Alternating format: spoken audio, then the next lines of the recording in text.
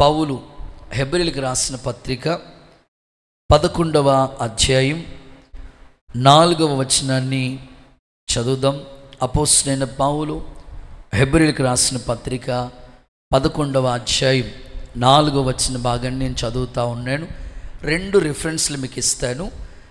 విశ్వాసమును బట్టి హేబేలు కయీను కంటే శ్రేష్టమైన బలి దేవునికి అర్పించెను. ఆదికాండ గ్రంథం 4వ అధ్యాయం 3వ వచనం. ఆదికాండ గ్రంథం 4వ అధ్యాయం 3వ వచనాన్ని మనం గమనిస్తే, కొంతకాలమైన తర్వాత కయీను పొలములో కొంత యెహోవాకు అర్పణగా తెచ్చెను. చాలు. ఈ 2 రెఫరెన్స్లు ముఖ్య ఆధారంగా చేసుకుని ఈరోజు ఒక సందేశాన్ని పరిశుద్ధాత్ముడు మనకు అందించబోతున్నాడు. ఈ సందేశం పేరు అర్పణ. అనండి ఒకసారి మీ నోటితో కొంచెం గట్టిగా, అర్పణ. In English offering.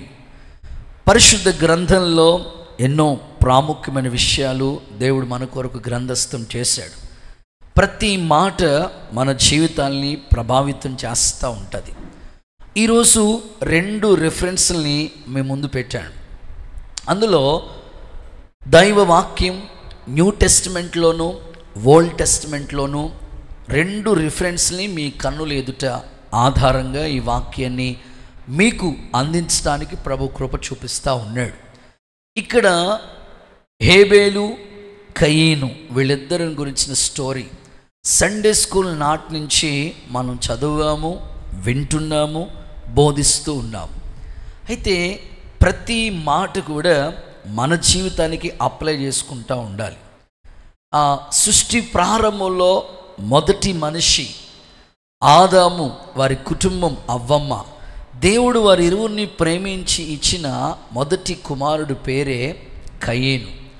సో ఈ కయీను హేబేలు వీళ్ళిద్దరు అన్నదమ్ములు. వీళ్ళిద్దరూ కూడా దేవుని దగ్గరికి అర్పణ తీసుకుని వెళ్ళారు. కానీ ఒకరి అర్పణ యాక్సెప్ట్ చేశాడు దేవుడు, మరొకరిని అర్పణ రిజెక్ట్ చేశాడు, అర్పణ అంగీకరించలేదు ప్రభు. ఒకరి అర్పణ మీదే దేవుడు లక్ష్యం ఉంచాడు, అంగీకరించాడు. మరి ఒక అర్పణ అంగీకరించలేదు. దానికి గల కారణాలు ఏంటి అని ఆలోచిస్తే అదొక మెసేజ్ అవుతుంది. కయీన్లో ఉన్న మైనస్లు, హేబేల్లో ఉన్న ప్లస్ పాయింట్స్. సో బైబిల్ గ్రంథాన్ని మనం చదువుతూ ఉంటే మనకి అక్కడే అనేక విషయాలు గ్రంథస్థం చేయబడ్డాయి.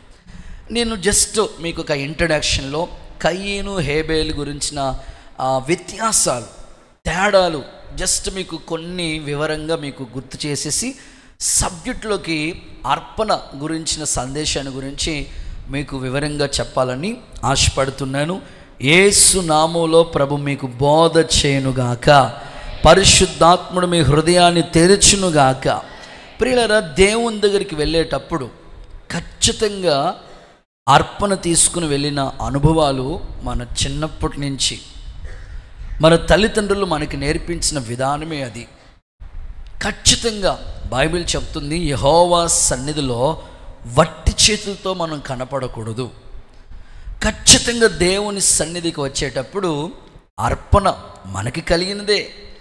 దేవునికి అర్పణగా అప్పగించవలసిన సందర్భాలను గురించి బైబిల్ ఎంతో స్పష్టంగా చెప్తా ఉంది. పూర్వ దినాలలో అంటే దేవుణ్ణి నమ్ముకొని ఆ చీకటి కాలం, దేవుని దగ్గరికి రాలేని ఆ స్థితిలో ఉన్న పరిస్థితుల మధ్యలో, ప్రభువుకి దూరంగా ఉన్న రోజుల్లో, కరెక్ట్గా జూన్ 12 స్కూల్ రీఓపెనింగ్ చేస్తూ ఉంటారు.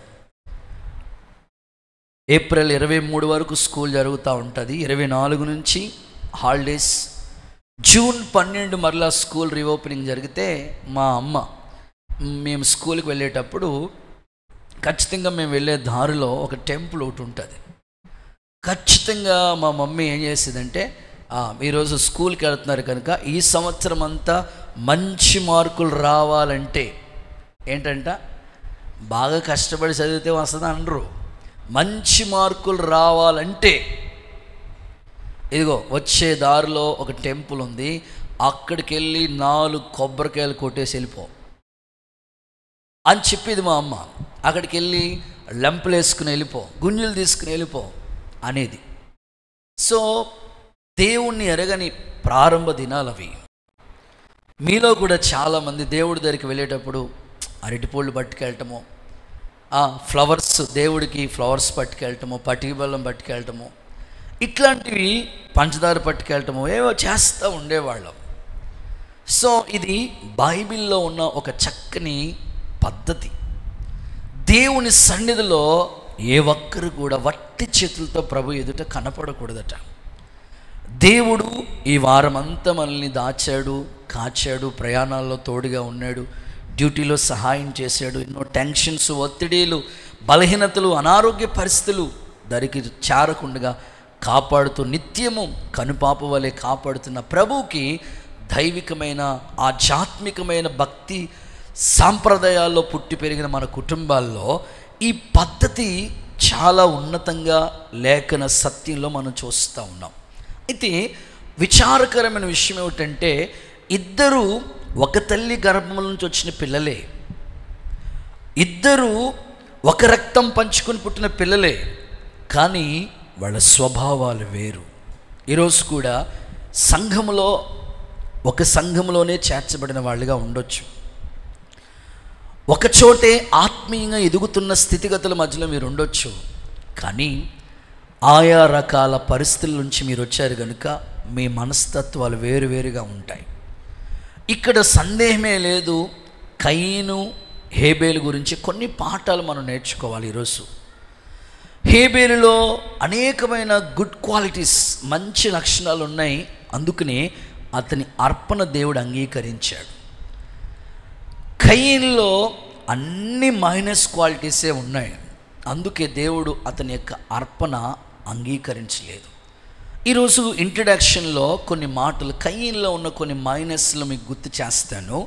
ఇలాగా మన జీవితాల్లో ఉంటే మనం అర్పించే అర్పణ దేవునికి చెందదనే విషయాన్ని మరొక్కసారి మీకు గుర్తు చేస్తూ ఉన్నాను. వాస్తవంగా కయీను ఏం చేసేవాడంటే భూమిని సేద్యం చేసేవాడు. అంటే ఒక మాటలో చెప్పాలంటే వ్యవసాయకుడు, వ్యవసాయం చేసేవాడు. హేబేలు గొర్రెల కాపరి. సో బైబిల్లో మొట్టమొదటి గొర్రెల కాపరి ఎవరైనా ఉన్నారంటే ఆయన హేబేలే. సో వీళ్ళిద్దరి మధ్యలో చాలా వ్యత్యాసం మనకు కనబడుతుంది. అన్న గురించి కొన్ని మాటలు మీకు చెప్తాను. ఇంటికి పెద్దన్నయ్య కయీను.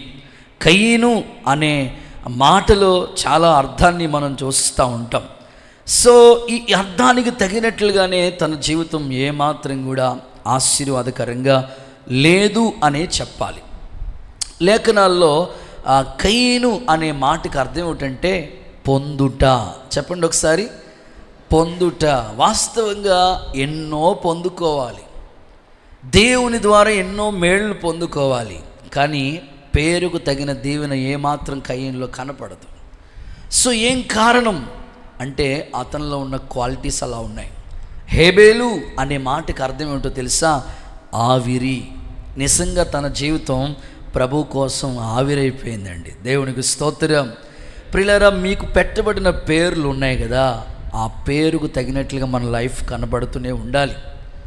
సో కయీనులో చాలా మైనస్ క్వాలిటీ కనబడుతూ ఉంటుంది. అందులో ఏబిసి అని కొన్ని మాటలు మీకు చెప్తాను. కయీనులో ఉన్న మైనస్ క్వాలిటీస్ ఏమిటంటే కొంత అర్పణే తీసుకొచ్చాడు దేవుడికి. హేబేలేమో శ్రేష్టమైనది తీసుకొస్తే కయీను అయితే కొంత తీసుకొచ్చారు. మా పెద్ద పాస్టర్ గారు అప్పుడప్పుడు చెప్తూ ఉండేవారు, ఆయన సేవ చేసిన ప్రారంభ దినాల్లో మందిరంలో ఎవరైనా వస్తే కూర్చోడానికి అవకాశం లేని ఆ రోజుల్లో, కుర్చీలు కూడా లేని ఆ రోజుల్లో చేపల మీదే ఆరాధన జరుగుతుండదు, చిరిగిపోయిన బరకాల మీదే ఆరాధన జరిగేదట. చూసి ఒక తల్లి అన్నదట, అయ్యగారు మా ఇంటి దగ్గర ఇరిగిపోయిన 4 కుర్చీలున్న తెచ్చి బాగు చేయించుకుని చర్చిలో వేసుకోండి అన్నారంట. ఏ కుర్చీలంట? గట్టిగా చెప్పండి అమ్మా. ఇరిగిపోయిన 4 కుర్చీలు ఉన్నాయంట. అవి మళ్ళీ పాస్టర్ గారు వెళ్ళి వాటర్ మేసుకొని తెచ్చి బాగు చేయించుకుని. నేను అంటాను, నీకు పని చేయలేంది ప్రభువుకు తీసుకొస్తావా?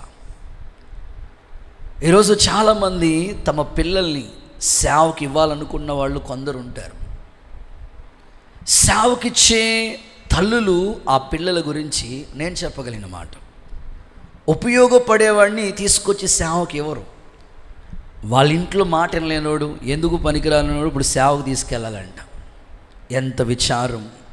నేను ఎప్పుడు చెప్తా అంటాను, దేవుడికి నువ్వు ఇచ్చినా ఏది ఇచ్చినా శ్రేష్టమైందే ప్రభుకి అర్పించే హృదయం దేవుడు నీకు కలుగు చేయనుగాక. సో నీకు పనిచేయలేంది దేవుని సందులో ఎలా పనికొస్తుందండి?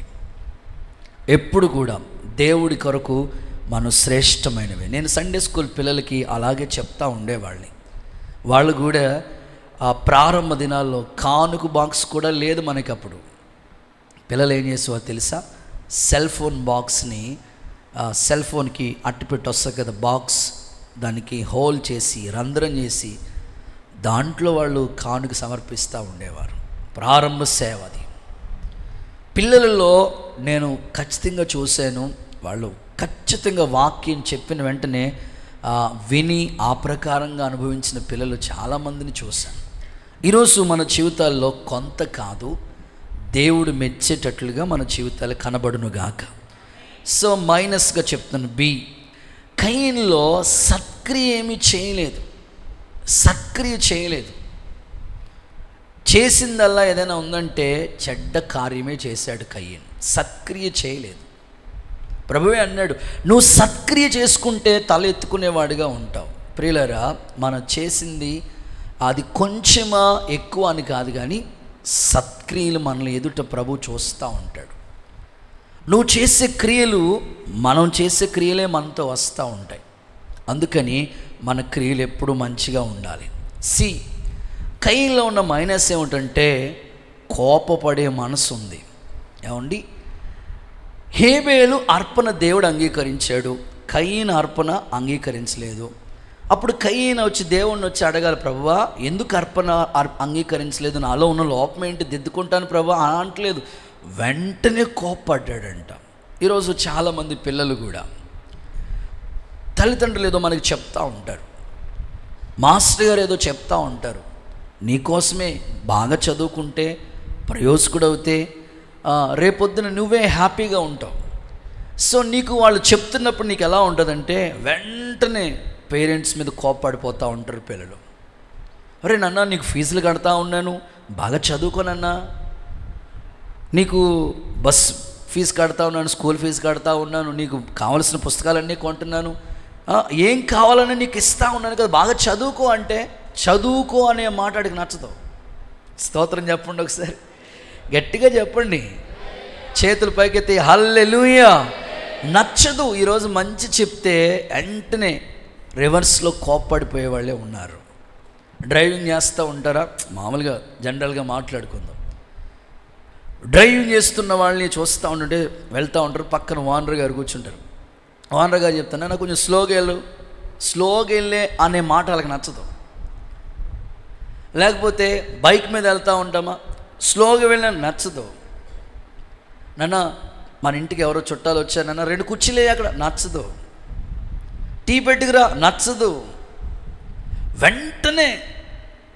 వెంటనే కోప్పడిపోయే మనస్సు కయీను లాంటి వాళ్ళు ఒకవేళ మీలో ఉంటే మీరు ఈరోజు మారు మనసు పొందాలి. దేవునికి స్తోత్రం. సో వెంటనే భర్త మీద కోప్పడిపోవటం, వెంటనే భార్య మీద కోప్పడి, వెంటనే పిల్లల మీద కోప్పడిపోవటం, సో అది మనకి మంచిది కాదు. సో కయీనులో ఇవన్నీ మైనస్లు కనబడుతున్నాయి. డి, తిరుగుబాటు చేసే స్వభావం కయీనులో కనబడుతుంది. ప్రభు నీ తమ్ముడు ఎక్కడా అన్నాడు. ఏం చెప్పాలా? హలో, ప్రైజ్ ది లార్డ్, ఇక్కడే ఉన్నారా? నీ తమ్ముడు ఎక్కడ అంటే నాకు తెలియదు ప్రభువా అని అంటే బాగుండేది. నేనేమన్నా కాపలాదారున్నా అంటే ఎంత తిరుగుబాటు చూడండి. ఈ రోజుల్లో కూడా మిమ్మల్ని కూడా చాలా అడుగుతూ ఉంటారు ఇంట్లో, మరి ఇక్కడ పెట్టిన డబ్బులు ఏమైనాయిరా అని అడిగారు అనుకోండి. ఒకేలా అక్కోళ్ళకి చెప్తాను, మీ భర్త ఏది చేసినా మీకు చెప్పకుండా ఏమీ చేయడు, నిజమేనా? మాకు తెలియకుండా ఎన్ని చక్క పెట్టేస్తున్నాడు అండో. భార్యలు కూడా భర్తకు తెలియకుండా మీరేమీ చేయకూడదు. అది బైబిల్ పద్ధతి. సరే, ఎక్కడికో మీరు ఆఫీస్కి వెళ్ళాలి, హడావుడిగా రెడీ అయిపోయారు. జస్ట్ ఆ పాత బట్టలలో డబ్బులు ఉండిపోయినాయి. అవి తీసేసి స్నానానికి వెళ్ళే ముందు కొత్త బట్టలన్నీ రెడీ చేసుకుని ఆ టేబుల్ మీద పెట్టుకుని జస్ట్ మీరు వెళ్ళి రెడీ అయ్యి వచ్చినప్పటికీ డబ్బులు లేవు. చూశారు, చూసిన తర్వాత టేబుల్ మీద డబ్బులు పెట్టారు, మీరే డబ్బులు కనిపించలా. భార్యని అడిగారు, ఏమా ఇక డబ్బులు ఏమైనా తీసావా, ఇంట్లోకి ఏమైనా కూరగాయలకు పచ్చడా లేకపోతే కిరాణా ఏమైనా దేనికైనా తీసావా డబ్బులు అని అడిగాడు. సమాధానం ఎట్లా ఉండాలా? తిరగబడకూడదు. సమాధానం ఎట్లా ఉండాలంటే, నేను తీయలేదండి, మీ ఏది కావాలని మిమ్మల్ని అడుగుతాను కదంటే, నేను నిజంగా వెన్న ముద్దలా కరిగిపోతాడు ఆయన. దేవుడికి స్తోత్రం. అలా అనం కదా మనం. నీ కన్నుకి ఎలా కనబడుతున్నాను, నేను దొంగలా కనబడుతున్నానా? మా అమ్మోళ్ళకే బోళ్ళు ఉంది. అసలు ఇక్కడ వాళ్ళ అమ్మోళ్ళ సంగతే లేదు అసలే. ఇంకా ఆయనకి ఎక్కడికో అంతే, ఇంకా బీపీ ఎక్కడికో పెరిగిపోయి ఉంటుంది. సరే, అయినా కంట్రోల్, కూల్ మనసులో గుండె అంటుంది, కూల్. సరే, వెళ్ళిపోయాడు ఆఫీస్కి. వచ్చాడు, ఇంటికి వచ్చాడు. ఇంటికి సాయంకాలానికి వచ్చినప్పటికీ ఇల్లు తలుపేస్తుంది, తాళం వేస్తుంది, ఇంటి దగ్గర చెప్పులు లేవు. అంతే, పెళ్లి చేసిన పెద్దలు ఉంటారు కదా, వాళ్ళని తీసుకుని వెళ్ళి అడిగారు. అడిగితే ఒకటే సమాధానం. మీరే పెళ్లిలో చెప్పారు కదా, మళ్ళీ పాస్టర్ గారికి కౌంటర్. ఎంత కష్టం వచ్చినా సర్దుకుపోమన్నారు.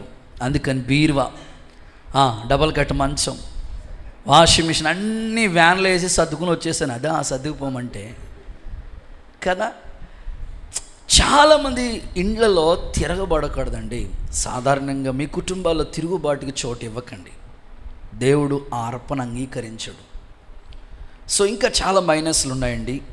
హత్య చేసే మనసు, పగ అవి మనలో ఉండకూడదు. ఇంకా చూస్తే దుష్టిని సంబంధిగా ఉన్నాడు కయ్యేను. సో అందుకనే అతని అర్పణ రిజెక్ట్ అయిపోయింది. కానీ హేబేలులో క్వాలిటీస్ చెప్తాను చూడండి. హేబేలు నీతిమంతుడు. దేవునికి స్తోత్రం కలుగునుగాక. నిజంగానే నీతిమంతుడండి. ఆయన గురించి బైబిల్ ఎన్నో రిఫరెన్స్లు ఉన్నాయి. శ్రేష్టమైన అర్పణ తీసుకెళ్ళాడు. శ్రేష్టమైన వాటిని దేవునికి అర్పించాడు. విశ్వాస వీరుడండి. విశ్వాస వీరుల పట్టికలో ఆయన పేరు మనం చదివాం. సో చివరి మాట, ప్రభు కోసం అతసాక్షి బైబిల్లో మొట్టమొదటి అతసాక్షి చెప్పుకోవాలంటే నిజంగానే లేఖనాల్లో మనం చూస్తాం ఈ యొక్క హేబేలు.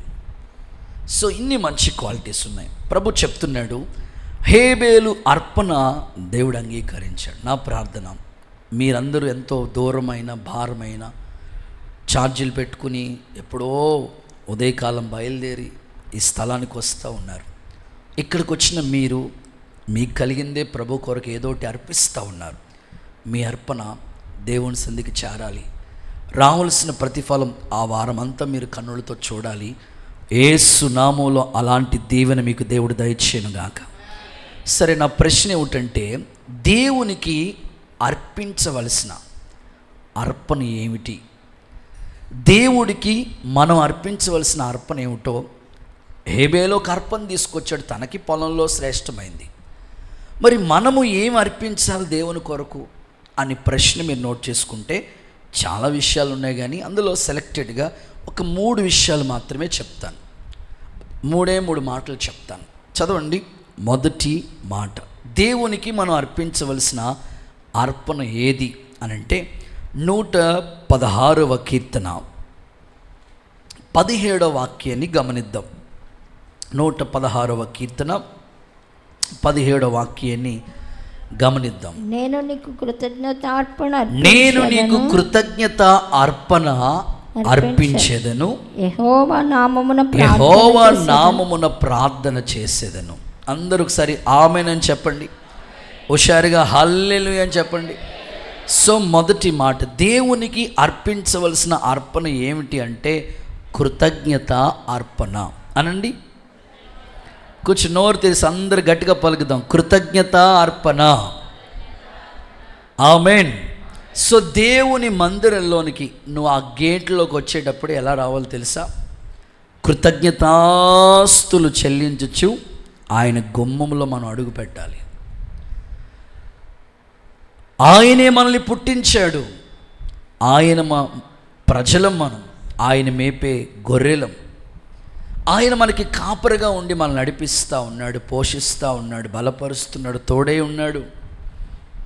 సో వీటన్నిటినీ నీకు ఈ వారం రోజుల్లో జరిగిన ఆ ఇన్సిడెంట్స్ అన్నీ గుర్తుపెట్టుకుని వచ్చేటప్పుడు హడావుడిగా కాకుండా దేవుని సన్నిధిలో కృతజ్ఞతాస్తుతులతో ఈ గుమ్మములో ప్రవేశపెట్టాలి. ఇది దేవుడు ఏర్పాటు చేసుకున్న ఒక మహిమ కలిగిన స్థలము కనుక తప్పకుండా మనం వచ్చే ఆ విధానమే అలా ఉండాలి.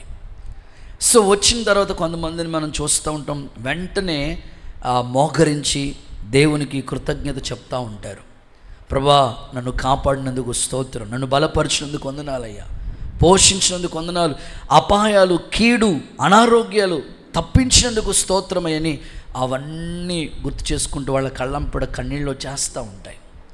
ఆరాధనలో చూడండి చాలామంది సో పూర్తిగా ఇన్వాల్వ్ అయిపోయి, లీలమైపోయి, మైమరిచిపోయి, సో వాళ్ళ కళ్ళంపడ కన్నీళ్ళు వస్తుంటే ఆనంద బాష్పాలు. ఎందుకంటే వారు దాటిన లోయలు అలాంటివి. గాఢాంధకరమైన ఆ లోయ వాళ్ళు దాటొచ్చారు, వ్యాధులు దాటొచ్చారు, ప్రమాదపు అంచులు వారు దాటొచ్చారు. అందుకొరకు వాళ్ళ హృదయంలో కృతజ్ఞతా హృదయం, కృతజ్ఞత భావన. ఈరోజు ఒక దైవజనుడిగా, ఒక అన్నగా నేను మీ నుంచి కోరుకునేది ఏమిటంటే, మీరు వచ్చినట్టునే సో దైవ సన్నిధిలో అర్పించవలసిన అర్పణ కృతజ్ఞత, థ్యాంక్స్ గివింగ్. ప్రభువు చేసిన ఆ ఉపకారాలన్నీ మీరు తలంచుకోండి, గుర్తు చేసుకోండి. ఓ 10 నిమిషాలు అలాగా దేవునికి కృతజ్ఞత చెల్లిస్తూ ఉంటే ఆ అర్పణ దేవుడు అంగీకరిస్తాడు. కృతజ్ఞత ద్వారా దేవునికి అర్పించే ఆ ఘనత ఎంతో ఉన్నతంగా ఉంటుంది. బైబిల్ ఇలా చెప్తుంది, కృతజ్ఞతా స్తుతులతో నేను ఆయన్ని ఘనపరుస్తానని భక్తుడు అంటాడు. అంటే నువ్వు దేవునికి కృతజ్ఞత చెల్లించడం ద్వారా దేవుని నామం ఘనపరచబడుతుంది. ఎప్పుడైతే దేవుని నామం ఘనపరచబడుతుందో ప్రభు ఇలా అంటాడు, నన్ను ఘనపరచువాన్ని నేను ఖచ్చితంగా ఘనపరుస్తానన్నారు ఆయన. హల్లెలూయా. సో మనం బైబిల్ చదువుతూ ఉంటుంటే జిహ్వ ఫలము అన్నారు. జిహ్వ ఫలం అంటే మన నాలుకతో ప్రభుని స్తుతించగలగాలి. స్తుతిలోనే ఒక బలమైన శక్తి ఉంది. అందుకని మీ నోట ఎప్పుడు కూడా కృతజ్ఞతా స్తుతి, దేవుడు చేసిన వాటికి, చేయబోతున్న వాటికి, మీ లైఫ్లో జరగబోయే కార్యాలకి ముందుగానే విశ్వసించి దేవునికి కృతజ్ఞత చెప్తూ ఉండాలి. ఆ అర్పణ దేవుడు ఖచ్చితంగా అంగీకరిస్తాడండి. దైవజనుడైన పౌలు తెస్సలోనిక సంఘానికి ఒక పత్రిక రాస్తూ ఒక మాట ఇలా చెప్పాడు. ఏమంటున్నారంటే, మీరు ప్రతి విషయంలో దేవునికి కృతజ్ఞత చెప్పండి. చదువుదాం ఆ మాట. ఫస్ట్ తెస్సలోనికలకు రాసిన మొదటి పత్రిక 5వ అధ్యాయం 16వ వాక్య భాగంలో ఈ విధంగా రాయబడి ఉంది. 5వ అధ్యాయం మొదటి తెస్సలోనిక పత్రిక 5:16. ప్రతి విషయంలోనూ కృతజ్ఞతాస్తుతులు చెల్లించండి. ఇలాగు చేయుట యేసుక్రీస్తునందు మీ విషయంలో దేవుని చిత్తం. ఇది ప్రతి విషయంలో దేవునికి కృతజ్ఞత చెప్పండి. అలాగూ చేయుట దేవుని చిత్తం మీ విషయంలో. ప్రియులారా, దేవుడు వివాహ విషయంలో ఒకవేళ మీకు మేలు చేశారా? ఎన్నో సంబంధాలు చూసి ఓ చక్కని సంబంధం దేవుడు సెట్ చేశాడు, వివాహం జరిగించారా? అది నీ మనసులో ఎప్పుడూ మెదులుతూనే ఉండాలి. ప్రభా, నువ్వు చేసిన ఈ ఉపకారానికి నేను ఏం చెల్లిస్తానయ్యా.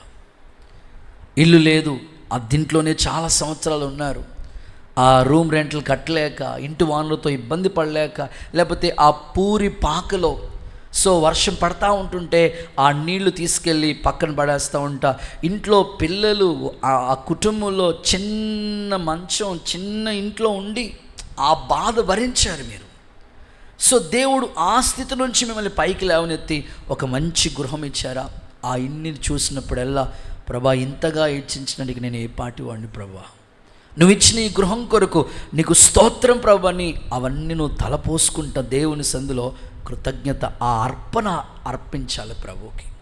ఉద్యోగం లేక చాలా రోజులు ప్రయాసపడి ప్రయత్నించగా ఏదో ఒక చిన్న ఆధారం, ఒక జీవన ఆధారం ప్రభు నీకు ఇచ్చాడా, అది తలంచి ప్రభుని స్తుతిస్తూ ఉండాలి. ఎగ్జామ్స్ విషయంలో ప్రభు నీకు విజయం ఇచ్చాడా, ఆ విజయాన్ని తలంచి స్తుతి చెప్తా ఉండాలి. చేసిన మేలుకి, చేయబోతున్న మేలుకి అవన్నీ నువ్వు దేవుని సందులోకి వచ్చిన తర్వాత అవే నీ మనసులో తలపోసుకుంటూ ఉండాలి. కానీ మనం ఏం చేస్తూ ఉంటామంటే ప్రభు సన్నిధిలోకి రావటమే, ప్రభు చేసిన మేళ్ళన్నీ మర్చిపోతూ ఉంటాం. సో ఇక్కడికి వచ్చిన తర్వాత అందరికీ ప్రైజ్ లాడ్ చెప్తాం, మంచిదే. అక్కడ ప్రైజ్ లాడ్ కాడి నుంచి స్టార్ట్ అవుతుంది. పోయిన వారం ఎక్కడెక్కడికో వెళ్ళిపోతూ ఉంటారు. సో ఇంకా ఆ క్యాసెట్ రీల్ అయినా తెగిపోతుంది, కానీ ఈ క్యాసెట్ మాత్రం అలా తిరిగేస్తూనే ఉంటుంది. దేవుడికి స్తోత్రం చెప్పండి ఒకసారి. నేనంటాను ఇక్కడికి వచ్చిన తర్వాత ఈ వారంలో ఏం జరిగిందో ఆ క్యాసెట్ మీరు ప్రజలకు చెప్పడం కాకుండా ప్రభు నీకేం చేశాడో అవి గుర్తు చేసుకుని ప్రభు ఎదుట కృతజ్ఞత చెప్తే మరిన్ని ఉపకారాలు దేవుడు నీకు చేస్తాడు. కృతజ్ఞత చెల్లించడం ద్వారా దేవుడు నీకు దాచి ఉంచిన మేలు మరలా నీకు ఇస్తాడు. చాలామంది అనారోగ్యాలతో బాధపడి హాస్పిటల్లో మంచం మీద సివియర్ కండిషన్లో కూడా దేవుడు లేవనెత్తి మరలా దేవాలయంలో కూర్చోబెట్టాడు. సో మీరు మందిరానికి వచ్చినప్పుడు గుర్తు రావాల్సింది ఏంటంటే ఆ స్థితి ఎప్పుడు మీకు గుర్తు చేస్తూ ఉండాలి. ఆనంద బాష్పాలతో ప్రభు పాదాల దగ్గర ఆయన సన్నిధిలో కన్నీళ్లతో ఆ బాధంతా వ్యక్తపరిచి ప్రభుకి కృతజ్ఞత చెప్తూ ఉండాలి. ప్రస్తుతం మనం చూస్తూ ఉంటుంటే ఎంతోమంది హాస్పిటల్లో ఉన్నారండి. చిన్న చిన్న పిల్లలకి ఎన్నో భయంకరమైన అనారోగ్యాలతో బాధపడుతూ ఉన్నారు, సఫర్ అవుతున్నారు. ఏ ఇంట్లో చూసినా సమాధానం లేని పరిస్థితి. సో దేవుడు నీకు ఆయన పాద సన్నిధిలో కూర్చునే అవకాశం ఇచ్చాడు కనుక కృతజ్ఞత భావంతోనే ప్రభు పాదాల దగ్గర నువ్వు కన్నీటితో ఆయన పాదాలు తడిపితే అంతకు మించిన అర్పణ నీ నుంచి ఆయన ఏం కోరుకోవట్లేదు. ఈ మనస్సు యేసు నామములో నీకు కలుగునుగాక. ప్రభు 10 మందిని కుష్టి రోగులు, 10 మంది కుష్టి వ్యాధి కలిగిన వాళ్ళని 10 మందిని బాగు చేశాడు. ఆయనకేం పక్షపాతం లేదు. 10 మంది బాగయ్యారు, 10 మంది స్వస్థత పొందారు. కానీ బాధను కలిగించే విషయం ఏమిటంటే 10 మందిలో 10 మంది వచ్చి ప్రభుకు థ్యాంక్స్ చెప్పాలి, కానీ ఒక్కడే వచ్చి దేవునికి కృతజ్ఞత చెల్లించి మహిమపరిచాడు. ప్రభు వెంటనే అడిగాడు, మిగిలిన 90 ఎక్కడున్నారు అని. చూద్దాం ఆ మాటలు ఒకసారి చదువుదాం. లూకాసు సువార్త 17వ అధ్యాయం 16వ వచనాన్ని ఒకసారి చదువుగా విందాం. లూకాసు సువార్త 17వ అధ్యాయం. గొప్ప శబ్దం వారిలో ఒకడు చూచి గొప్ప శబ్దంతో దేవుని మహిమపరచుచు తిరిగి వచ్చి దేవుని యొద్దకు తిరిగి వచ్చి ఆయనకు కృతజ్ఞతాస్తుతులు చెల్లించి ఆయన పాదముల యొద్ద ఆయన పాదాల దగ్గర సాగిలపడ్డాడు. వాడు సమరయుడు. దేవునికి స్తోత్రం కలుగునుగాక. ప్రభు అడుగుతున్నారు, మిగిలిన 90 ఎక్కడా అని కూడా ప్రభు అక్కడ ప్రశ్నించాడు. ఈరోజు ఆ 9 మందిలో మీరు ఒక్కరిగా ఉండకూడదు, కానీ 10 మందిలో ఒక్కడు ఎలాగ కృతజ్ఞత హృదయంతో వచ్చి ప్రభు ఎదుట ఆ అర్పణ అర్పించాడో, సో వారిలాగా మనం ప్రతిదీ మన స్థితిని గుర్తు చేసుకుంటాం. దైవికమైన చింతన కలిగి దైవికమైన మార్గాల్లో కృతజ్ఞత కలిగి దేవుని ఎదుట ఈ అర్పణ అర్పిద్దాం. ప్రభు మీకు సహాయము చేయనుగాక. కొంచెం గట్టిగా ఆమేనని చెప్పండి. మనుషులకండి మనం ఎంత చేసినా, మనుషులకి మనం ఎంత చేసినా వారికి కృతజ్ఞత ఉండదు, మర్చిపోతూ ఉంటారు. కానీ నువ్వు ఒకటే గుర్తుపెట్టుకోవాలి, దేవుడికి కృతజ్ఞత చెల్లించావా, కృతజ్ఞత అర్పణ అర్పించావా, ఆయన మరలా నిన్ను జ్ఞాపకం చేసుకుంటాడు. ఆమేన్ చెప్పండి. చాలామంది నాతో చెప్తా ఉంటారు, అన్నయ్య నేను వీళ్ళకి ఎన్ని చేశాను అన్నయ్య, లిఫ్ట్ ఇచ్చానన్నయ్య, ఆ పిల్లలు ఫీజులు కట్టుకోలేకపోతే నేనే ఫీజులు కట్టానన్నయ్య, పుస్తకాలు కొన్నానన్నయ్య, స్కూల్లో జాయిన్ చేశానన్నయ్య. మరలా ఏ కాలేజీలో జాయిన్ అయ్యా, నేనే తీసుకెళ్ళి జాయిన్ చేశాను అన్నయ్య. ఇల్లు కట్టుకోవాలా, ప్లానింగ్ నేనే ఇచ్చాను అన్నయ్య. మేస్త్రిని సెట్ చేశాను అన్నయ్య. మెటీరియల్ తీసుకొచ్చి అన్నీ దగ్గరుండి, మాది కాకపోయినా సహాయం అడిగారు కనుక వచ్చి చేశాను అన్నయ్య. ఇట్టే మర్చిపోయారు అన్నయ్య. మనుషులకు నువ్వు ఎంత చేయి వాళ్ళు మర్చిపోతూ ఉంటారు, కానీ నువ్వు దేవునికి కృతజ్ఞత అర్పిస్తే మరలా దేవుడు నీకు ఉపకారం చేస్తూ ఉంటాడు. ఆమేన్ చెప్పండి గట్టిగా. సో అందుకే నువ్వు అర్పించవలసిన అర్పణ ఏదైనా ఉందంటే అది థ్యాంక్స్ గివింగ్, కృతజ్ఞత అర్పణ. దావీదు అందుకే అది ఎప్పుడు గుర్తుపెట్టుకుంటూ ఉంటాడు. నా ప్రాణమా యెహోవాను సన్నుతించు, నా అంతరంగంలో ఉన్న సమస్తం ఆయన పరిశుద్ధ నామాన్ని, ఆయన చేసిన ఉపకారాలు దేన్ని నువ్వు మర్చిపోవద్దు అని చెప్పాడు. అందుకే దావీదు హృదయం ఎప్పుడు కూడా కృతజ్ఞతతో నిండి ఉంటుంది. దేవుని పిల్లలు మీరు, సో మీకు దేవుడిచ్చిన స్థితిని బట్టి ఎప్పుడు దేవునికి థ్యాంక్స్ చెప్తూ ఉండండి. కృతజ్ఞత హృదయంతో దేవుని గుమ్మంలో అడుగు పెట్టండి. మీ ఆత్మీయ జీవితాలు ఆశీర్వాదకరంగా ఉంటాయి. మరిన్ని మేలుతో దేవుడు మిమ్మల్ని తృప్తిపరుస్తాడు. యేసు నామములో అలాంటి కృప మీ మీద కుమ్మరించబడునుగాక. ఒక యవనస్తుడు, మేము ఎక్కడికో మీటింగ్ వెళ్తూ ఉన్నాం. కరెక్ట్గా కాలేజ్ దగ్గర కనిపించాడు పొద్దున్న. ప్రైజ్ లార్డ్ అని విష్ చేసాం. అక్కడ ఉన్నాడు. ప్రైజ్ లార్డ్ అనయ్య అన్నాడు. సరే మీటింగ్కి వెళ్ళి మేము పగల మీటింగ్ చూసుకుని విజిటింగ్లు చూసుకుని సాయంకాలం మరలా 4:30-5 గంటలకు తిరిగి వచ్చేస్తూ ఉన్నాం. మళ్ళీ అక్కడే ఉన్నాడు కాలేజ్ దగ్గర. సో నేను అడిగారే పొద్దున్న వచ్చావు, అప్పుడు దాకా ఎప్పటి నుంచి ఇప్పుడు దాకా ఇక్కడే ఉన్నావు ఏంట్రా బాబు అంటే, వాడంటాడు మీరు ప్రేమిస్తే మీకు తెలుస్తుంది ప్రేమ విలువ అన్నాడు. స్తోత్రం చెప్పండి ఒకసారి. ఏరా పొద్దున్న నుంచి సాయంకాలం దాకా ఇక్కడ ఏంట్రా, ఇక్కడ కాలేజ్ దగ్గర పని ఏంటంటే వాడు ఆ ప్రేమించే అమ్మాయి కోసం వెయిటింగ్ అంట. చెప్పాను, నాన్న నీకు ఇది మంచిది కాదు, తల్లిదండ్రులు నిన్ను ఎంతో ప్రేమించి నీకోసం డబ్బులు ఖర్చు పెట్టి చదివిస్తూ ఉన్నారు కదా, మళ్ళీ ప్రైవేట్ కాలేజీలో జాయిన్ చేశారు, నిన్ను ఫీజులు కడుతున్నారు, నీకు ఇది మంచిది కాదురా నాన్న. అన్న మీకేం తెలుసు అన్న, ఆ రక్తంతో రాసిందన్న లెటరు, దేవుడికి స్తోత్రం చెప్పండి సార్, అది ఏ కోడి రక్తమే నీకేం తెలుసు బాబా. ఎంత చెప్పినా వెళ్ళలేదు ఆ పిల్లోడు. అన్నయ్య ప్రాణం ఇచ్చేస్తుంది అన్నయ్య అన్నాడు. వెళ్ళాడు. వెళ్ళి ఇంకా అడ్రస్ లేడు. ఈరోజు నేను అంటాను, మనుషులు ప్రేమించే ప్రేమలు కనుమరుగైపోతాయి, కానీ దేవునికి నువ్వు ఎప్పుడు కూడా కృతజ్ఞత హృదయం, కృతజ్ఞత ఆరాధన నీ నోటి నుంచి రావాలి. బైబిల్ ఈ మాట చదివిస్తాను చూడండి. యెషయా గ్రంథం 57వ అధ్యాయం 19వ వచనం చూడండి. యెషయా గ్రంథం 57:19. యెషయా గ్రంథం 57:19. వారిలో కృతజ్ఞతా బుద్ధి పుట్టించుచు దూరస్తులకును సమీపస్తులకును సమాధానం అని చెప్పి నేనే వారిని స్వస్థపరచుదనని యెహోవా సెలవిస్తుంది. వారిలో కృతజ్ఞత బుద్ధి. ఆమేన్ అని చెప్పండి ఒకసారి గట్టిగా, హల్లెలూయా అని చెప్పండి.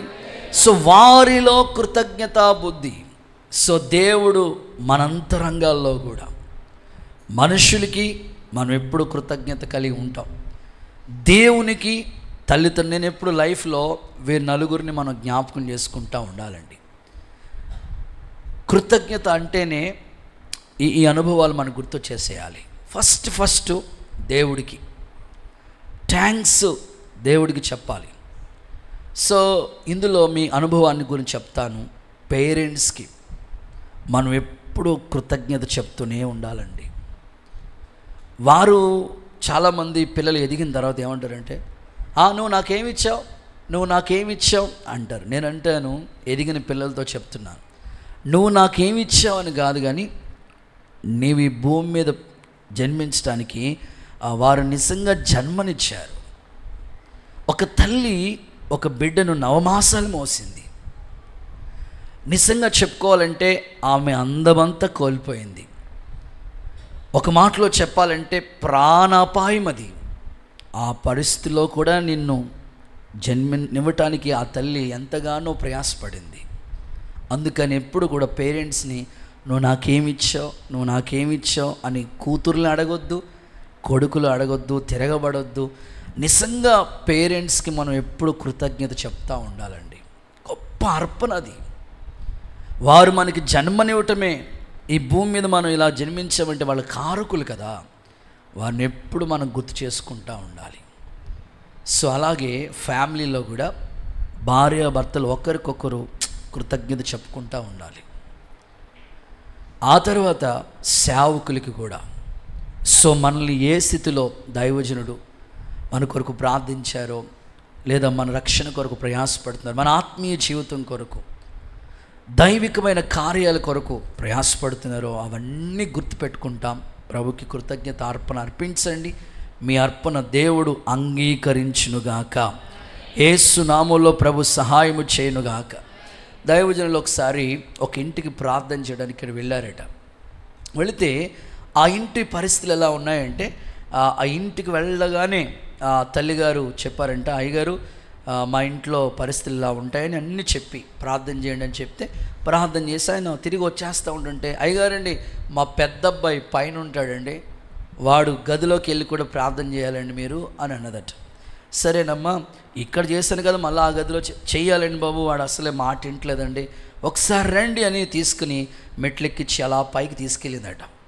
పైన ఆ పిల్లోడు ఉండే రూమ్ ఉంది. చూడగానే పాస్టర్ గారు కంగు తిన్నారన్నమాట. ఎట్లాగంటే ఆ పిల్లోడు గదిలో అడుగు పెట్టిన వెంటనే ఎట్లా ఉన్నాడంటే, మొత్తం సినిమా వాల్ పోస్టర్లు అన్నీ, స్టిక్కర్లన్నీ కూడా వాడి గదిలోనే ఉన్నాయంట.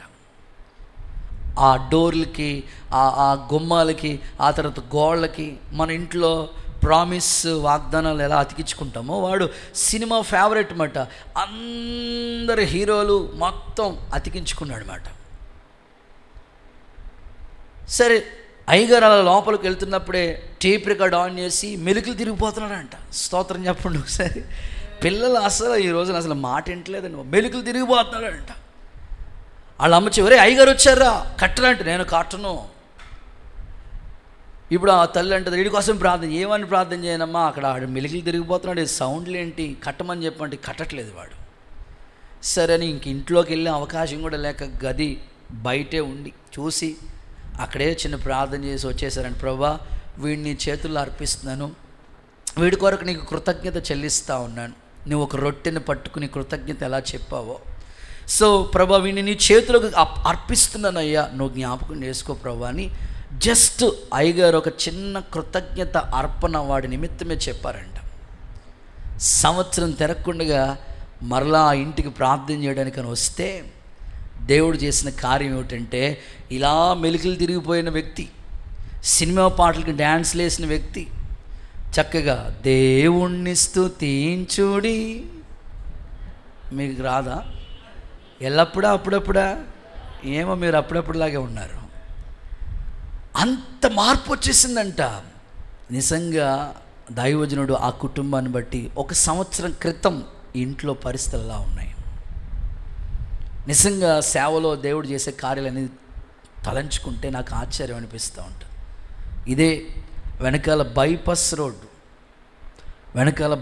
రోడ్లో రోడ్లు వేస్తూ ఉన్నప్పుడు, లారీ కంకర్లు ఆ ఇసుక అవన్నీ దించుతున్నప్పుడు వాళ్ళతో కలిసి వెనకాల వాళ్ళతో కలిసి తాగి తిరిగిన వ్యక్తి ఇక్కడ జరిగే పాటలు విని పట్టబడి ఈరోజు మందిరంలో కూర్చున్నాడండి. గట్టిగా చప్పట్లు కొడితే యేసయ్యకి మహిమ చెల్లిద్దాం. సో ఆ విషయాలన్నీ విన్నప్పుడు దేవుణ్ణి స్తుతించకుండా ఉండలేమండి. ఒకప్పుడు మన పరిస్థితులు వేరు, దేవుడు ఏ విధంగా మిమ్మల్ని రక్షించాడో ఆ స్థితి గుర్తుపెట్టుకుని, మొక్కలేని దైవం లేదు, అలాంటి విగ్రహారాధనలోంచి ప్రభు మిమ్మల్ని ఏ విధంగా పట్టుకున్నాడు, కృతజ్ఞతాస్తుతి అర్పణ దేవుడు ఇష్టపడతాడు. అలా అర్పించే కృప దేవుడు మీకు దయచేయనుగాక. రైట్, రెండో మాటలకు వెళ్ళిపోతాను. సెకండ్ వన్, దేవుడికి అర్పించవలసిన అర్పణ. ఒకటి కృతజ్ఞత అర్పణ. 2 రోమీయులకు రాసిన పత్రిక 15వ అధ్యాయం 15వ వాక్యం. రోమీయులకు రాసిన పత్రిక 15వ అధ్యాయం 15వ వచనం.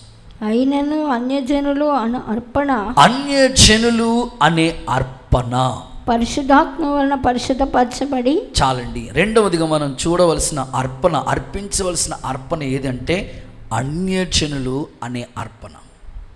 కొంచెం గట్టిగా చెప్తారు, ఏ అర్పణ అర్పించాలంటే ప్రభుకి? ఓకే, మీరందరూ ఈ మాట మీ మనసులో తలపోసుకుంటూ ఉండాలి. ప్రభువా, మా వీధిలో చాలామంది అన్యజనులు ఉన్నారు. మీ ప్రార్థన ఎలా ఉండాలంటే, ఈ ప్రజల రక్తాపరాధం నా మీద ఉండకూడదు. ఎందుకంటే నేను ఈ వీధిలో ఉంటున్నాను, ఈ వీధిలోనే నేను నివాసం చేస్తూ ఉన్నాను కనుక ఈ ప్రజల గురించి లెక్క చెప్పవలసిన బాధ్యత నా మీద ఉంది ప్రభువా అని మీరు అర్పించవలసిన అర్పణ ఏంటంటే, అన్యజనుల్ని ప్రభు దగ్గరికి నడిపించే ఆ అర్పణ మీ మీద దేవుడు ఒక భారాన్ని మోపాడు. అన్యజనుల పరిస్థితుల్ని మనం చూస్తూ ఉంటుంటే వాళ్ళలో ఎక్కడో 1% ఉంటుంది విశ్వాసం. అలాంటి వాళ్ళని ఎలాగైనా సరే బైబిల్ చెప్తుంది కదా, అగ్నిలోంచి లాగునట్లు కొందరినైనా మీరు రక్షించండి. నాశనానికి జోగి ఉన్న వారిని నువ్వు విడిపించవా అని ప్రశ్న వాక్యంలో మనం చూస్తాం. మనతో పనిచేస్తున్న చోట మనం ఒక జాబ్ చేస్తున్నామంటే మనతో పాటు కొలీగ్స్ కొంతమంది ఉంటారు. వాళ్ళు అన్యజనులే, కానీ వాళ్ళలో ఎంతో కొంత విశ్వాసం దేవుడి గురించి ఉంటుంది. వాళ్ళు చెప్తారు, మేము కూడా మిషనరీ స్కూల్లో చదువుకున్నామండి, క్రిస్టియన్ స్కూల్లో చదివామండి అని వాళ్ళు చెప్తూ ఉంటారు. ఖచ్చితంగా మనం ఏం చేయాలంటే ఆ అర్పణ ఎలాగైనా ప్రభువు దగ్గర తీసుకొచ్చేయాలి. అన్యజనులు అనే అర్పణ మనమే దేవునికి అర్పణగా అప్పగించాలంట.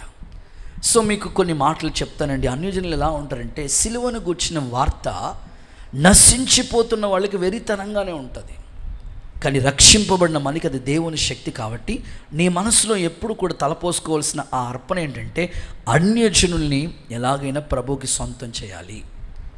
సో నీ ఇంట్లోనే మీ తల్లిదండ్రుల కుటుంబ సభ్యుల్లో, మీ బంధువుల మధ్యలో, మీ మేనత్త, మావయ్యోళ్ళు, చిన్నాన్న, పెద్దనాన్న, లేదా అన్నదమ్ములు, రక్త సంబంధాలు, కుటుంబాలు అంతా సర్కిల్ ఒకసారి ఆలోచిస్తే అన్యజనులు కనబడతారు. సో ఈ అన్యజనులని అర్పణని ఎలాగైనా ప్రభుకి అర్పించే భారం దేవుడు మన మీద పెట్టాడు కనుక అలాగ ప్రయత్నమైతే మనం చేయగలిగితే ఆ అర్పణ కూడా దేవుడు అంగీకరించునుగాక. వచ్చి గట్టిగా ఆమెనని చెప్పండి. నేను ఈ మధ్యకాలంలో ఒకరి ఇంటికి ప్రార్థన చేయడానికి ప్రేయర్ సెల్, ఫ్యామిలీ ప్రేయర్ ఏర్పాటు చేసుకుంటే వాళ్ళ ఇంటికి ప్రార్థన చేయడానికి అని వెళ్ళాను. పాటలు అయిపోయినాయి, ప్రార్థన అయిపోయింది, వాక్యం అంతా అయిపోయింది. వాళ్ళు ఏర్పాట్లు ఏదో చేసుకుంటే అందరూ భోజనాలు చేస్తూ ఉన్నారు. అయిపోయింది, నేను కూర్చొని మాట్లాడుతూ ఉంటుంటే ఆయన నాతో చెప్తూ, అన్న మా ఫ్రెండ్, మా ఫ్యామిలీ ఫ్రెండ్ అప్పుడప్పుడు మమ్మల్ని విజిట్ చేయటానికి కనీసం సంవత్సరానికి ఒకసారో 6 నెలలకు ఒకసారి అయినా ఫ్యామిలీతో మా ఇంటికి వస్తారు. మా నాన్నగారుకి బాగా పరిచయమైన కుటుంబాలు, ఫ్యామిలీ ఫ్రెండ్ అని వారి గురించి మాట్లాడుతూ కొంచెం సమస్యల్లో ఉన్నాడు. ఆయన పేరు గురించి మాట్లాడుతూ దత్తుడు. సో వాళ్ళు బ్రాహ్మిన్స్ అయినా క్రిస్టియన్ స్కూల్లో చదువుకున్నారు. వాళ్ళు ఎక్కడో కొంచెం విశ్వాసం ఉంది వాళ్ళకి, కొంచెం ఉంది. వస్తాడు, మేము చెప్తే వింటాడు, ఎప్పుడైనా క్రిస్మస్కి ఇన్వైట్ చేసినా వస్తాడు, వింటాడు. కానీ ఒకప్పుడు బాగున్నది పరిస్థితి, ఇప్పుడు మొత్తం బాగా లాస్ అయిపోయాడు, చాలా ఇబ్బందుల్లో ఉన్నాడన్న. ఒక చిన్న వారి గురించి చిన్న ప్రేయర్ రిక్వెస్ట్ మీకు చెప్తున్నాను, చిన్నగా ప్రార్థన చేయండి అని నాతో పంచుకున్నారు. వెంటనే అయితే ఒకసారి మీ ఫ్రెండ్ అంటున్నారు కదా, ఒకసారి ఫోన్ చేయండి మాట్లాడదాం. సరే ఫోన్ చేశారు నా ఎదుటిగుండానే.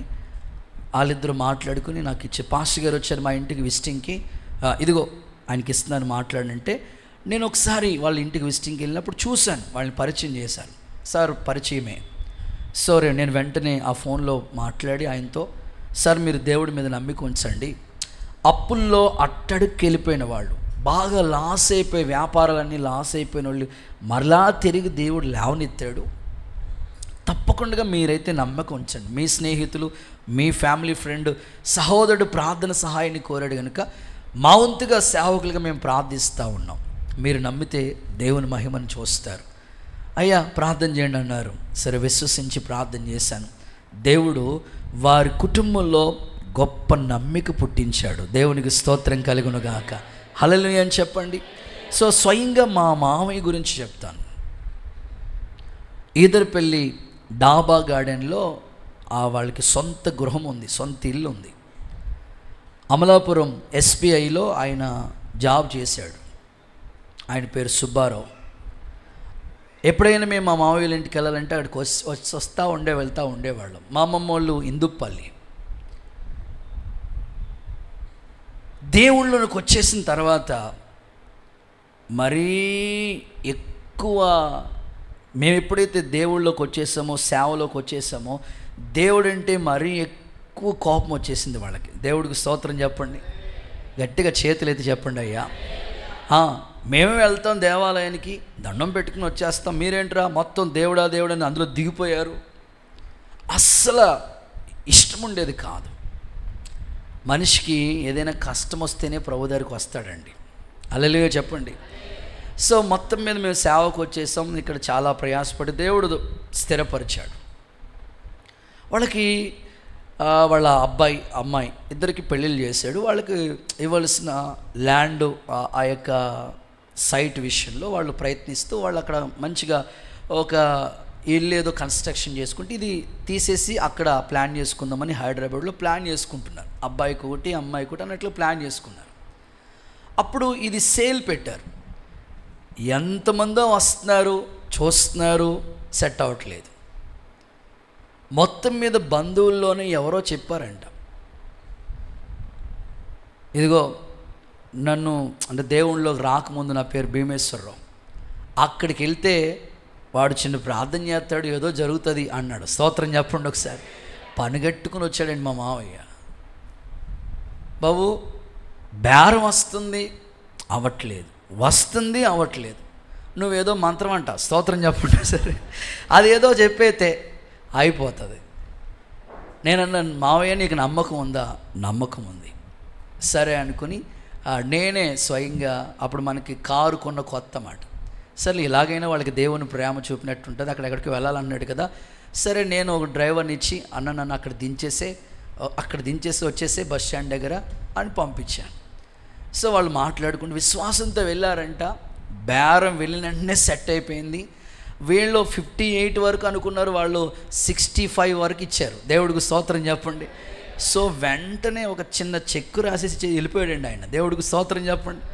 అప్పుడు సరిగ్గా ముంగండ మందిరం కడుతున్నాం. ఆయన అన్న మాట ఏంటంటే, మీ దేవుడు చాలా గొప్పవాడు. దేవుడికి స్తోత్రం చెప్పండి ఒకసారి, కొట్టండి గట్టిగా చెప్పట్లు. సో మనం అన్యజనుల్ని ఆ అర్పణ తీసుకురావాలి మనం దేవుడి దగ్గరికి. ఉన్నారు మన సర్కిల్లో చాలామంది ఉన్నారు. జస్ట్ చిన్న ప్రయత్నం చేయండి. మా బంధువుల కోసం నేను చిన్న ప్రయత్నం చేస్తున్నాను. ఒక్కొక్కరు వస్తూ ఉన్నారు ప్రభువుకి. వాళ్ళకి ఒక 90% విశ్వాసం వచ్చేసింది. తప్పకుండా పట్టుకుంటాడు, వాళ్ళు రక్షింపబడతారు. ఆ అర్పణ దేవుడు అంగీకరించునుగాక. ప్రస్తుతం అన్యజనుల మీద మీ ఫోకస్ పెట్టండి. ఆల్రెడీ రక్షింపబడిన వాళ్ళు పర్వాలేదు, అన్యజనులు చాలామంది ఉన్నారు. అందుకే బ్రదర్స్ని నేను త్వరగా ఇక్కడ నుంచి వాళ్ళని గ్రామాలకు పంపించాను. వెళ్ళండి, ప్రయాసపడండి, వాళ్ళు ఖచ్చితంగా పట్టబడితే చాలు, సంఘానికి క్షేమం కలుగుతుంది. అసలు అన్యజనులకి ఎలాంటి పరిస్థితుల మధ్యలో ఉన్నారో కొన్ని వివరాలు వారి గురించి చెప్తాను. ఇందులో కూడా కొన్ని మాటలు మీకు చెప్తాను. చూడండి, కీర్తనల గ్రంథంలో ఈ మాట చదివిస్తాను. 2వ అధ్యాయం, కీర్తనల గ్రంథం 2వ అధ్యాయం మొదటి వచనం చూడండి. అన్యజనుల పరిస్థితులు ఎలా ఉన్నాయో ఒకసారి చూడండి.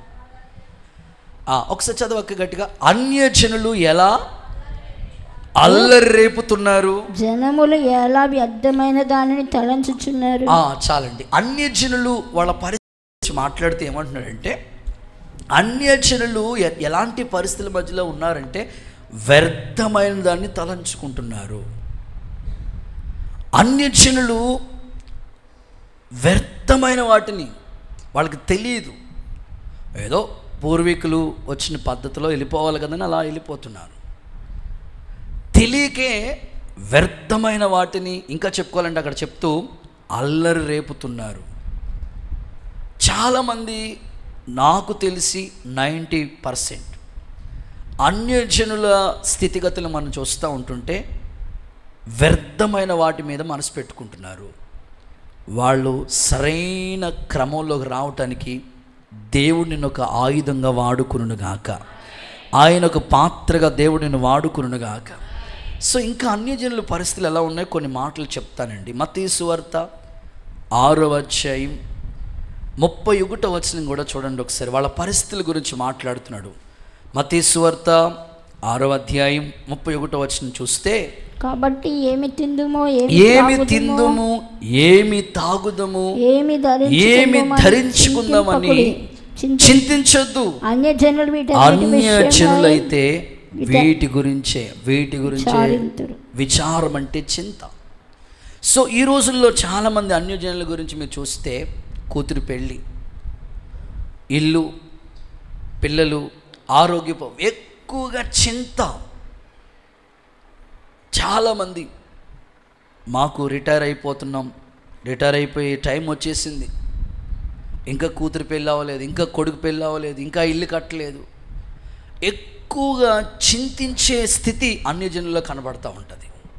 అలాంటి వాళ్ళకి ప్రభు గురించి ఒక్క మాట, వారు నమ్మిక ఉంచుతారు, ఖచ్చితంగా నమ్మిక ఉంచుతారు. ఇంకా అన్యజనుల గురించి కొన్ని మాటలు మీకు చెప్తాను చూడండి. ఇర్మియా గ్రంథంలో 51వ అధ్యాయం 7వ వచనం ఒకసారి చూడండి. 51:7.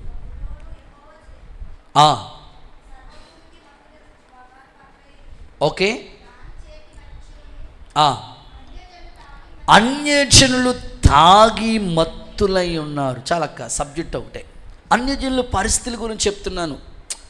కొంతమంది ఏమో వ్యర్థమైన వాటి మీద మనసు పెడుతున్నారు, కొంతమంది ఏమో చింతిస్తూ ఉన్నారు, కొంతమంది ఎలా ఉన్నారో తెలుసా, తాగి మత్తులైపోతున్నారు. సో నువ్వు నిజంగా రక్షింపబడిన అనుభవం నీకుంది, నువ్వు ఆ స్థితిలోంచి దేవుడిని లేవనెత్తాడు కనుక ఇలాంటి వాళ్ళ మీద నీ ఫోకస్ పెట్టాలి. నిజమే ప్రభువా, మత్తులో ఉంటున్నారు ఈరోజు చాలామంది. మొన్న తల్లి ఎంత ఏడుస్తుందంటే, వయసు చూస్తే చిన్నదే ఆ పిల్లోడిది, భయంకరంగా తాగి వచ్చి ఇంట్లో గొడవ చేస్తూ ఉన్నాడు, డబ్బులు ఇవ్వకపోతే ఆ తల్లిదండ్రులను తన్నుతూ ఉన్నాడు. చాలా బాధ పెడుతున్న పిల్లలు చాలామంది కనపడుతున్నారండి. చిన్న వయసులోనే ఫ్రెండ్స్తో అనేకమైన అలవాట్లకి బానిసలు అయిపోతున్నారు. ఈరోజు మనం అర్పించవలసిన అర్పణ ఏంటంటే, ఒక్క అన్యజనుడిని తీసుకొచ్చి ప్రభు ఎదుట నిలబెట్టేటట్లుగా మీ అందరి గుండెల్లో ఈ భారాన్ని దేవుడు దయచేయునుగాక, ఈ ఆసక్తిని దేవుడు దయచేయునుగాక. పిల్లరా, కొర్నేలి ఇంటోళ్ళు అన్యజనులే. వాళ్ళ ఇంటికి పేతురు అడుగు పెట్టాడు. పేతురు బోధ విన్నవాళ్ళు అందరూ రక్షింపబడ్డారు. ఆమేనండి.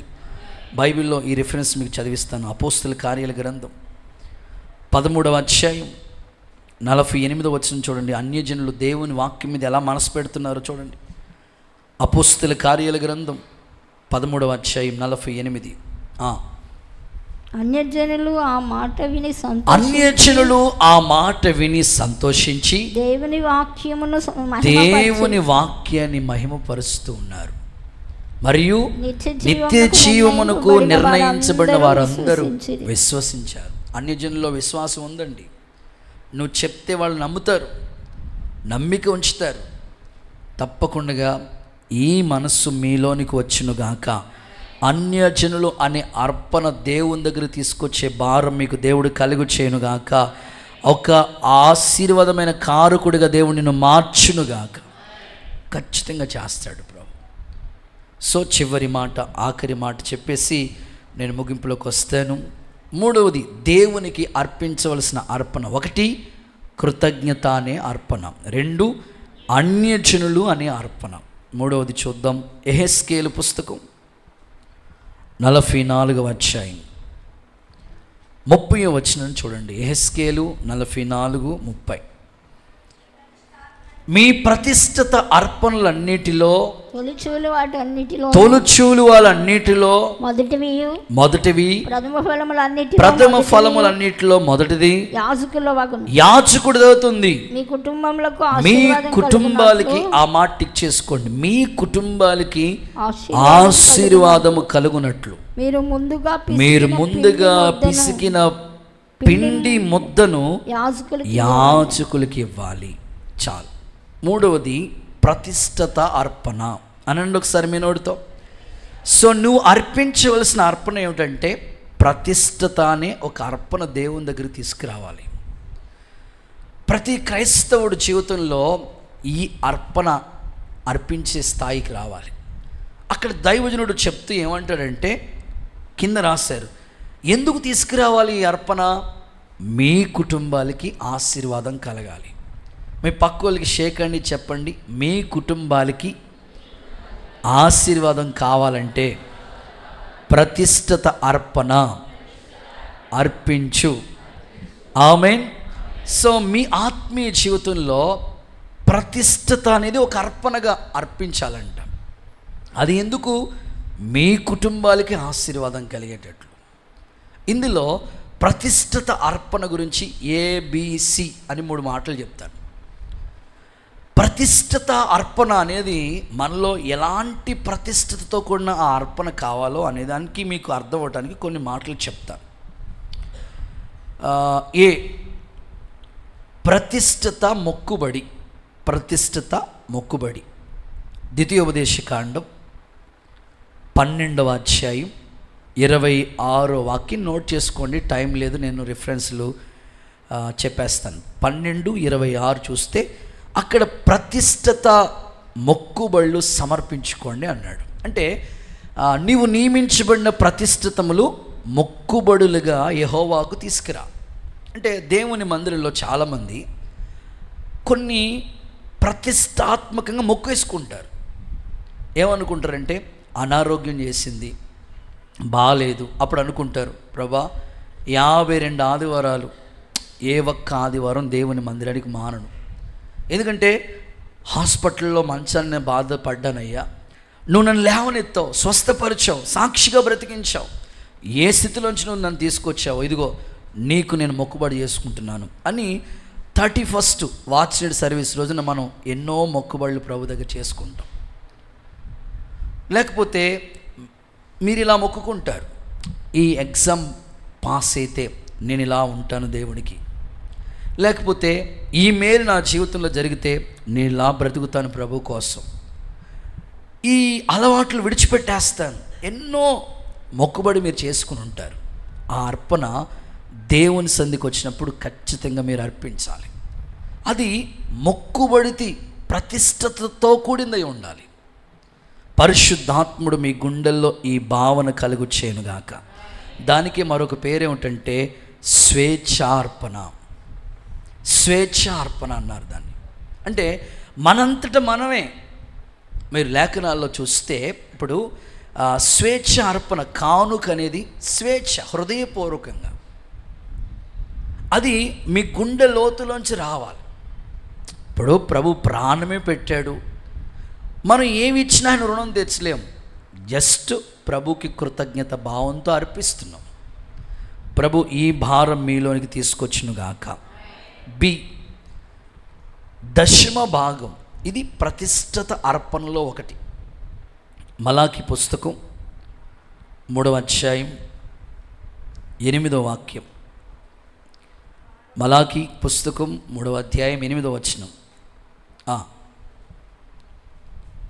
ఎంతసేపా చదవక. మానవుడు దేవుని దగ్గర దొంగతనం చేయొచ్చా? అయితే మీరు నా దగ్గర దొంగిలించారు.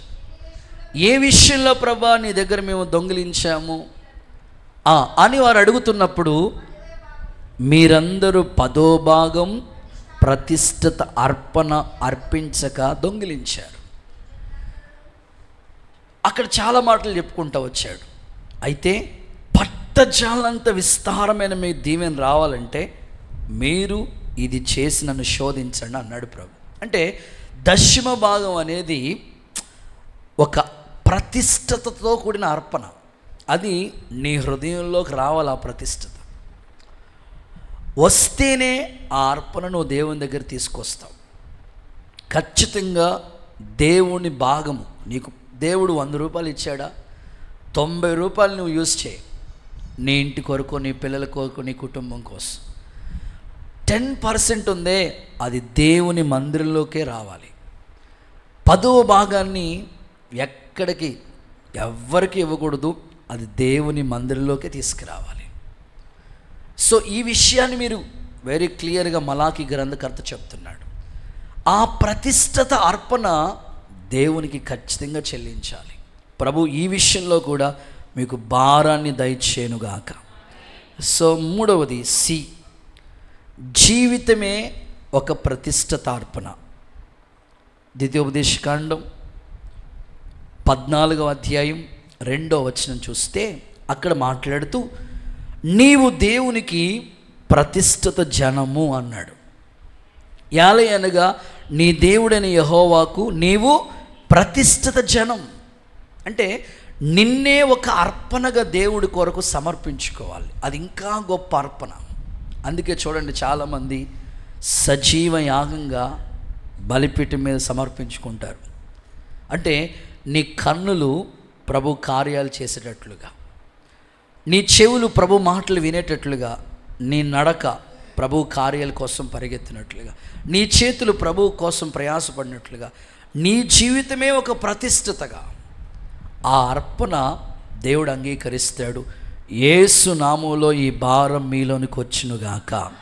మీ జీవితమే ఒక అర్పణగా మార్చబడునుగాక. సజీవ యాగంగా మీరు సమర్పించుకుందురుగాక. ప్రభు అలాగ ఉండాలని మీ నుంచి ఆశపడుతున్నాడు. దైవజనులు ఒకసారి ఒక సందర్భాన్ని గుర్తు చేశారు. అదేమిటంటే, ఒక తల్లి పాపం జీవన ఆధారం కోసం ఒక చిన్న గేదెని కొనుక్కొని జీవనాన్ని కొనసాగిస్తూ ఉంది. ఆమెకి వచ్చి ఆ పాలు తీసుకెళ్ళి కేంద్రం దగ్గర ఇస్తే 2-3 వతనలు ఇస్తే జస్ట్ జీవన ఆధారం వస్తుంది, అలా గడిచిపోతుంది. ఆ రోజుల్లో చాలా కాలం క్రితం, 30 ఏళ్ల క్రితం చిన్నగా ప్రయాసపడుతూ ఉంది. ఒక చిన్న పూరి పాకలో ఉంటూ జీవనాధారాన్ని కొనసాగించుకుంటుంది ఆ తల్లి. రోజులు గడుస్తూ ఉన్నాయి. ఒక్కడే కొడుకు. ఈ తల్లి చాలా ప్రయాసపడుతుంది. పాలిచ్చే గేది సడన్గా టైం అయిపోయింది, ఇంక పాలు ఇవ్వటం మానేసింది. సరే, మరి జీవనాధారం ఆగిపోద్దని ఆ తల్లి ఆలోచించి ఈ యొక్క గేదెని అమ్మేసి ఇంకోటి ఏదైనా కొందాం అనుకుని మొత్తం మీద అమ్మేసిన డబ్బులు వస్తే దాన్ని జాగ్రత్తగా తీసుకెళ్ళి టంకు పెట్టెలో దాచుకుంది ఆ తల్లి. ఏదైనా మంచి బేరం చూసి, ఏదైనా గేదె చూసి సంతలోకి వెళ్ళి కొందాం అనుకుని డబ్బులు జాగ్రత్తగా టంకు పెట్టెలో పెట్టిందట. ఎక్కడ చూశాడో మొత్తం మీద కొడుకు చూశాడు. వచ్చి ఇదిగో గేదెని అమ్మేసిన డబ్బులు నాకు అట్టుకొచ్చి ఇవి అని మారం చేస్తూ ఉన్నాడు, గోల్ చేస్తూ ఉన్నాడు, బాధ పెడతా ఉన్నాడు తల్లిని. ఆమె అంటది, ఒరే మనకు ఉన్నదే జీవనాధారం, మన నాన్న లేడు, ఉన్నవాడు నీవు, ఇంటికి ఉపయోగం లేకుండా ఉన్నావు, నిన్ను నేనే పెంచాలి, ఇంటి కరెంటు బిల్లు కట్టాలి, పోషించాలి, అన్నీ చూసుకోవాలి, మరి అన్నీ చేయాల్సింది, మరి ఉన్నది ఆ జీవనాధారం, అది పాలు ఇవ్వట్లేదని కదా అమ్మేసి మరలా కొందామని డబ్బులు తీసుకొస్తే అవి నీవు తాగటాన్ని పట్టుకెళ్ళిపోతావా, మరలా ఇమ్మంటావా అని ఆ తల్లి అడిగింది. అడిగితే కోపగించి ఆ తల్లిని కుక్కను కొట్టే కర్రతో భయంకరంగా కొట్టాడు. చాలా భయంకరంగా కొట్టాడు. సరే, ఆ తల్లి బాగా గాయాలైపోయి ఉన్నది, అలాగే సొమ్మసిల్లి పడిపోయిందండి. మొత్తం మీద ఆ టంకు పెట్టెలో దాచిన డబ్బులు తీసుకుని పట్టుకుని వెళ్ళిపోయాడు. 2 రోజుల్లో ఆరిపోతారు కదండి. నేను ఎప్పుడు చెప్తా ఉంటాను, సంపాదించిన వాళ్ళకి తెలుస్తుంది ఆ డబ్బు విలువ. చేతిలోకి వచ్చిందంటే చాలు. కొంతమందికి జీతం వస్తుంది, 4 రోజుల్లో ఆరిపోయాలి. పనికి వెళ్తారు, వస్తుంది, 4 రోజుల్లో ఆరిపోయాలి, లేకపోతే వాళ్ళకి నిద్ర ఉండదు. సంపాదించిన కష్టం పొద్దున్న వెళ్తే సాయంకాలం దాకా ఎండలో పడితే 500 లేకపోతే 600 700 1000 రూపాయలు ఇస్తూ ఉంటుంటే ఆ కష్టం వాళ్ళకి తెలుస్తుంది. ఆ బాధ చాలా ప్రయాస, డబ్బులన్నీ తీసుకెళ్ళిపోయి ఆరిపేశాడు. తల్లి ఏమో సొమ్మసిల్లిపోయి పడిపోయింది. ఉన్నది చిన్న పూరి పాక, ఆ మట్టి ఇల్లు మాట అదంతా. సరే ఏడుస్తూ ఆ సొమ్మసిల్లి మెలకు వచ్చింది. ఎవరో వచ్చి నీళ్లు చల్లారు, లేచింది. అనుకుందంట తల్లి, ఇంకెవరి కోసం బ్రతకాలి, భర్త ఎలాగా లేడు, ఉన్నవాడు తిన్నంగా లేడు, తిరగలేడు, డబ్బులన్నీ ఆరిపేశాడు, నాకున్న గేదె కూడా అమ్మేశాను, ఇంకా జీవన ఆధారమే లేదు నాకు, నేను ఇంకెవరి కోసం బతకాలి, చచ్చిపోదామని ఆ తల్లి మనసులో ఫిక్స్ అయిపోయింది. ఎందుకంటే ఆ బాధ భరించలేక ఆ తల్లి అలా ఫిక్స్ అయిపోతే ఆ మనసులో అనుకున్నప్పటికీ అలా మెలకు వచ్చింది. ఎవరో నీళ్లు కొట్టారు, లేచి అలా చూస్తే ఆ మట్టి గోడలో ఒక క్యాలెండర్ ఉందండి. దేవుడికి స్తోత్రం చెప్పండి ఒకసారి. ఆ క్యాలెండర్ మీద వాక్యం ఉంది, ముదిమి వచ్చే వరకు నేను ఎత్తుకునేవాడును నేనే. కొట్టచ్చు కదా చప్పట్లు ప్రభుకి.